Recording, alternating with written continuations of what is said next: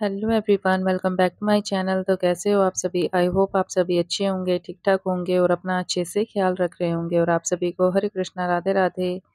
तो आज इस वीडियो में मैं आपके साथ अपने पितृपक्ष की इवनिंग पूजा रूटीन शेयर कर रही हूँ। उम्मीद करती हूँ आपको वीडियो अच्छी लगेगी। अगर अच्छी लगे तो लाइक कर दीजिए और अगर आप मेरे चैनल पे न्यू हैं तो चैनल को सब्सक्राइब भी कर लीजिए। तो चलिए वीडियो करते हैं स्टार्ट। और ये जो बची हुई जोत की बाती होती है या धूप बत्ती भी होती है तो इसी के अंदर मैं डालती रहती हूँ। तो ये मिट्टी का एक बर्तन लगा रखा है मैंने। तो जब ये भर जाता है तो फिर इसी के अंदर मैं ये जला देती हूँ, क्योंकि पानी में बहाने की बजाय मैं सोचती हूँ कि इसको जला ही दिया जाए। तो चलिए फटाफट से जोत धो के ले आते हैं। तो शाम का समय हो गया है पर लेकिन अंधेरा अब जल्दी पड़ जाता है। अभी 6:30 का टाइम हुआ है तो ये देखिए अंधेरा काफ़ी हो गया है। और अब फटाफट से जोत धो ली जाए। तो जो पूजा के बर्तन होते हैं वो मैं रसोई में ही धोती हूँ। तो ये तुलसी माता की जोत है, इसे भी मैं धो लूँगी। और पूजा के जितने भी बर्तन होते हैं वो मैं रसोई में ही धोती हूँ। तो मैं कभी भी वॉश बेसिन में नहीं धोती। तो मेरे को किसी का कमेंट आया था कि वॉश बेसिन में पूजा के जो बर्तन होते हैं भगवान के नहीं धोने चाहिए। तो वॉश बेसिन में मैंने कभी भी नहीं धोए पूजा के बर्तन, रसोई में ही मैं धोती हूँ। तो अब चलते हैं अंदर और अब इनको अच्छे से पोंछ लिया जाए। तो इनके लिए मैंने अलग हैंकी कपड़ा लगा रखा है जो बर्तन साफ करने वाला होता है। और अब इनको मैं अच्छे से पोंछ लूँगी। तो जो जोत है हमें सुबह शाम धो के ही जगानी चाहिए, नहीं तो 2 जोत रखनी चाहिए, सुबह की अलग और शाम की अलग। तो मैं क्या करती हूँ, मैंने तो एक ही लगा रखी है फ़िलहाल, है मेरे पास और भी।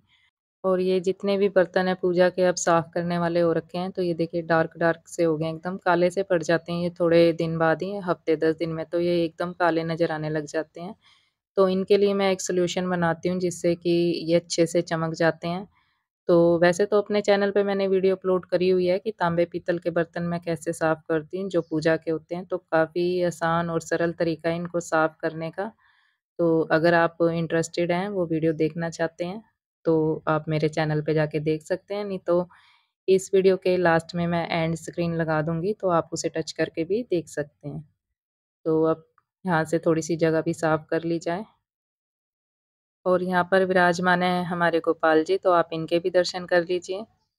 तो रोज़ाना श्रृंगार जो है गोपाल जी का मैं ऐसे ही करती हूँ, हल्का-फुल्का सा, कोई ड्रेस वग़ैरह नहीं डलवाती। हाँ, लेकिन जब सर्दी होगी तो इनको ड्रेस भी डाली जाएगी और स्वेटर भी डाले जाएँगे। तो अभी तो मौसम एकदम नॉर्मल है, ना ज़्यादा गर्मी है, ना ज़्यादा सर्दी है। तो फ़िलहाल इनको मैंने पैंटी बनियान डलवा रखी है और इसी में ही हल्का-सा श्रृंगार करा हुआ है। तो बस जोत की बाती भी मैंने लगा ली है और तुलसी माता में भी मैं जोत शाम को जगाती हूँ। जैसे कि मैंने काफ़ी वीडियो में आपको बताती रहती हूँ कि शाम के समय तुलसी माता के आगे भी मैं जोत जगाती हूँ। और धूप बत्ती भी ख़त्म हो रखी है इस बॉक्स में, तो मैं फटाफट से इसमें धूप बत्ती भी फ़िल कर लूँगी। और जो भी पूजा सामग्री ख़त्म हुई थी, वो मैं पितृपक्ष से 1 दिन पहले ही ले आई थी। तो ये इस बारी मैं मोगरे की धूप लेके आई हूँ, तो इसकी भी खुशबू अच्छी है। एक बारी पहले भी मैं लेके आई थी, नहीं तो वैसे तो मैं चंदन की या गुलाब की धूप बत्ती लेके आती हूँ, जो कि मुझे काफ़ी पसंद आती है खुशबू उसकी। तो इस बारी मैं मोगरे की भी लेके आई हूँ। और ज़्यादातर पूजा सामग्री आपको मेरे घर पतंजलि की मिलेगी, जैसे कि धूप हो गई, कपूर हो गई या जो गोपी चंदन होता है जो मैं गोपाल जी को लगाती हूँ, वो भी आपको पतंजलि का ही मिलेगा मेरे घर पे। तो पूजा सामग्री जो है मुझे पतंजलि की काफ़ी अच्छी लगती है और कपूर भी काफ़ी अच्छा है इनका, जो अच्छे से जल भी जाता है, और धूप बत्ती भी, और काफ़ी फ्रेग्रेंस में ये धूप बत्ती मिलती है। फ़िलहाल मैं तो जैसे चंदन की हो गई या गुलाब की या मोगरे की, तो ये ज़्यादातर लेके आती हूँ क्योंकि इनकी खुशबू काफ़ी अच्छी है। और ये कोई कोलैबोरेशन वीडियो नहीं है, कहीं आप समझो कि मैं पतंजलि वालों की ऐड कर रही हूँ, नहीं, अभी कोई मुझे ऐड का ऑफ़र नहीं आया फ़िलहाल। तो ये मैं अपनी तरफ से ही आपको बता रही हूँ क्योंकि ये चीज़ें मैं यूज़ करती हूँ, तो ये जो मुझे सही लगती है चीज़ तो मैं आपके साथ शेयर कर देती हूँ। और एक बारी मैं जो गत्ते के बॉक्स में धूप आती है इनकी पतंजलि वालों की, तो वो मैं काफ़ी सारे बॉक्स ले आई थी अलग-अलग फ्रेग्रेंस में, क्योंकि वो 10-15 रुपए के थे, तो मैंने अलग-अलग फ्रेग्रेंस में काफ़ी सारे ले लिए थे। तो वो अच्छे से जली नहीं थी, तो हो सकता है क्या पता पुरानी पड़ी हो दुकान पे, तो तब ना जली हो, पर वैसे जो इनकी धूप बत्ती होती है वो काफ़ी अच्छी जलती है। और अब जगा ली जाए जोत, और जोत में मैं तेल जो है शाम के समय बिल्कुल थोड़ा-सा ही डालती हूँ, क्योंकि फिर ज़्यादा भर के जगाऊँगी तो फिर ये रात तक जगती रहेगी, तो इसीलिए मैं थोड़ा-सा तेल ही डालती हूँ शाम के समय, और जब सुबह जलाती हूँ जोत तो मैं एकदम भर के जगाती हूँ ताकि दोपहर तक ये जलती रहे। और बस शाम के समय मेरी सिंपल सी साधारण सी पूजा होती है, तो ज़्यादा कोई मंत्र जाप नहीं करती मैं इस समय, बस भगवान के नाम लेके और जोत जगा देती हूँ।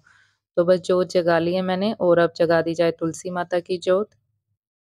तो जो तुलसी माता की जोत है वो मैं अंदर से ही जगा के ले जाती हूँ, क्योंकि गोपाल जी की भी आरती इसी से उतार लेती हूँ मैं।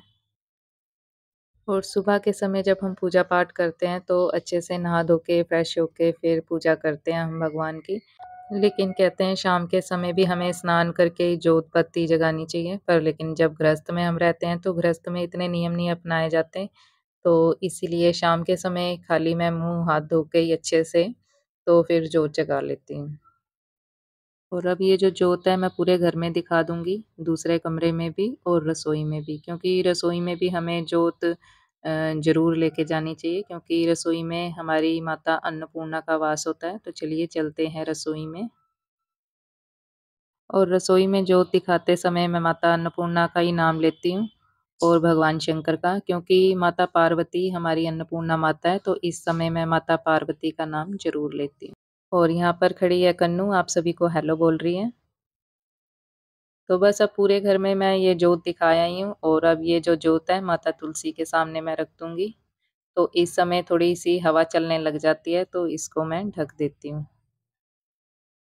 और सुबह के समय जब हम पूजा-पाठ करते हैं तब तो हमें अच्छा लगता ही है, एक अलग ही पॉज़िटिविटी आती है हमारे अंदर, हमारे घर में, काफ़ी अच्छी फ़ीलिंग आती है। लेकिन जब हम शाम के समय में भी पूजा-पाठ करते हैं और जोत-बाती जगाते हैं, तो शाम के समय भी हमें वैसा ही फ़ील होता है। तो शाम के समय जब मैं तुलसी माता के सामने जोत जगाती हूँ, तो मुझे तो देखने में भी काफ़ी अच्छा लगता है, तो काफ़ी अच्छी फ़ीलिंग आती है। तो शाम के समय भी हमें पूजा-पाठ ज़रूर करनी चाहिए। तो जोत मैंने जगा लिया है, और अब मैं करूँगी भगवत गीता का एक अध्याय। तो जैसे कि अब पितृ पक्ष चल रहा है, तो हमें पितरों की शांति के लिए, उनको प्रसन्न करने के लिए एक भगवत गीता का अध्याय ज़रूर पढ़ना चाहिए। और वैसे तो भगवत गीता हमें रोज़ ही पढ़नी चाहिए, लेकिन अब श्राद्ध पक्ष चल रहे हैं और अपने पितरों की शांति के लिए, उनकी प्रसन्नता के लिए, या फिर वो किसी भी योनि में कष्ट अगर सह रहे हों, तो उनकी मुक्ति के लिए हम भगवत गीता का एक अध्याय पढ़ सकते हैं, और उनको जो इसका भगवत गीता का हम अध्याय पढ़ते हैं, जो उसका फल होता है, वो उनके निमित्त कर सकते हैं, ताकि उनको शांति हो और वो प्रसन्न रहें। और वैसे तो पूरी भगवत गीता ही मोक्ष के लिए और मुक्ति के लिए बताई गई है, लेकिन जिस दिन हम अपने पितरों का श्राद्ध करते हैं, तो उस दिन हमें 7वाँ अध्याय ज़रूर पढ़ना चाहिए, और उसका महत्व भी।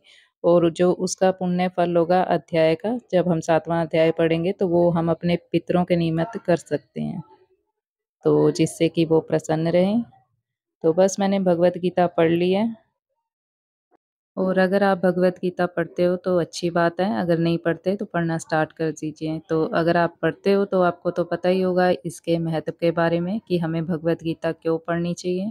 और मुझे नहीं लगता कि इससे सरल और आसान उपाय कोई होगा अपने पितरों को प्रसन्न करने का या उनको मुक्ति दिलाने का।